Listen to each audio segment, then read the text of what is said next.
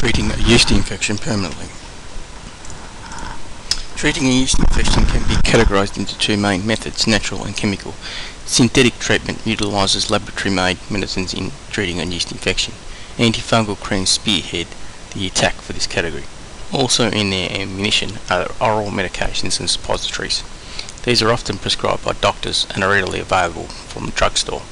Over-the-counter medications for treating a yeast infection include topical creams like ketoconazole and clotrimazole.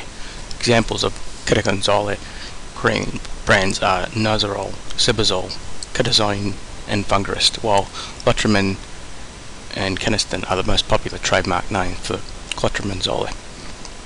Both synthetic drugs are used to treat and prevent vaginal yeast infection, athlete's foot, oral thrush, jock itch and ringworm. The natural method of treating a yeast infection involves using natural occurring, organically grown substances means as medicines and treatments. Garlic, for example, can be used in the raw form to treat the infection. A clove of garlic wrapped in a piece of cheesecloth with a clean string, say a dental floss, tied at one end, can be used as a regular tampon.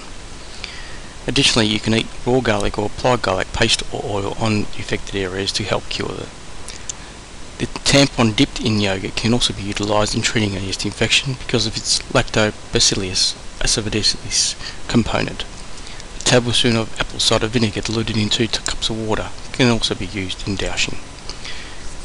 It is also vital that you should be in a tiptoe shape for this method to work. A healthy body translates to a strong immune system, and this in turn staves off harmful bacteria, other microorganisms that may cause infections. It is no wonder that health institutions promote healthy lifestyle that includes a proper diet and exercise. Those who suffer from yeast infection are advised to avoid all dairy, junk food, yeast, sugar, white flour, most condiments and anything sour or hard to digest. They must not let themselves go hungry and eat well-balanced meals.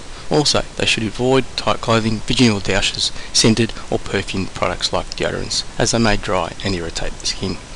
So, other things to consider in treating yeast infection is to wash the infected area, especially if the vagina is uninfected. Do so with unscented and mild soap and plain water for rinsing. The most important thing to remember in proper hygiene is to dry completely the areas where moisture and yeast fungi like to settle. For that uncontrollable itchiness, you can have cold baths or use cold compress. Again, remove the dry up thoroughly afterwards.